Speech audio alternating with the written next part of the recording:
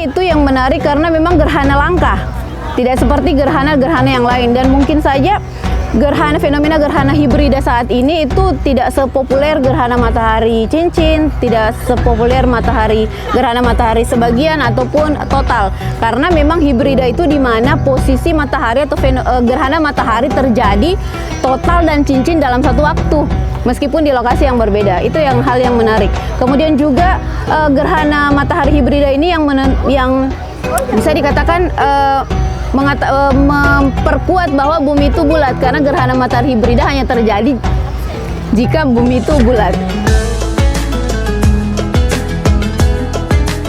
Ya, pengamatan gerhana matahari pada kali ini itu diselenggarakan oleh Yayan Bone. Dalam hal ini Laboratorium Falak bekerja sama dengan Himpunan Mahasiswa Syariah Prodi Hukum Keluarga Islam, dengan bekerja sama juga dengan Kementerian Agama Kabupaten Bone.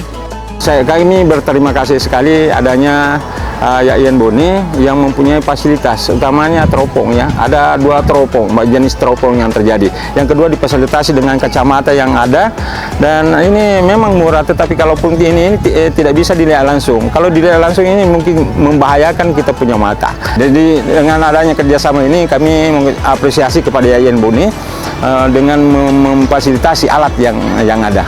Rangkaian acaranya yang pertama yaitu pemasangan alat, karena alat yang digunakan untuk melihat fenomena gerhana matahari hibrida ini adalah ada teleskop, kemudian ada pembagian kacamata filter, kemudian ada juga alat-alat tradisional yang lain yang bisa digunakan. Kemudian setelah dilakukannya pengamatan gerhana matahari ini, dilanjutkan dengan sholat gerhana. Fenomena gerhana pada kali ini ialah fenomena gerhana matahari hibrida. Yang dinamakan hibrida maksudnya adalah gerhana matahari total dan cincin yang terjadi dalam satu waktu tertentu tetapi di lokasi yang berbeda. Gerhana matahari itu terjadi pada saat posisi bulan itu berada di antara matahari dengan bumi. Nah, jaraknya ini, jarak antara bumi dan bulan inilah yang bisa dikatakan dapat mendapatkan visualisasi tertutupnya matahari oleh bulan, karena tidak sampai cahaya matahari itu ke bumi. Karena kita hanya mendapatkan sebagian, maka fasenya ya seperti gerhana matahari sebagian, posisi matahari itu akan tertutup dengan bulan, dan pada saat terbuka lah yang di sini pada dasarnya tidak bisa dilihat dengan mata telanjang. Jadi fasenya hanya sebagian saja, tidak dari total cincin dan sebagian.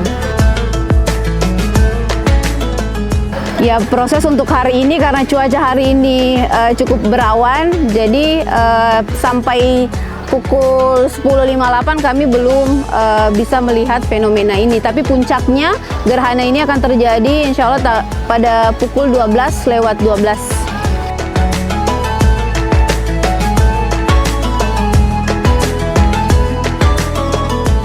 Dan ada 2 lini yang harus diketahui masyarakat. Yang pertama dari segi agama, sebagian besar masyarakat itu harus tahu bahwa fenomena alam ini terjadi, betul. Ini atas kehendak Allah Subhanahu wa Ta'ala. Dan kalau dibandingkan dengan manusia, betapa kecilnya manusia. Itulah yang harus ditanamkan kepada masyarakat, kepada anak-anak kita, bahwa ini betul-betul Tuhan betul-betul ada. Yang kedua dari segi pendidikan, ini bisa diketahui bahwa fenomena alam terjadi ini sejak 33 tahun yang silam, baru terjadi pada tahun ini. Ya, setidaknya dengan pelaksanaan pengamatan gerhana ini menghapuskan anggapan masyarakat tentang mitos yang dikaitkan dengan fenomena gerhana, baik gerhana matahari maupun gerhana bulan.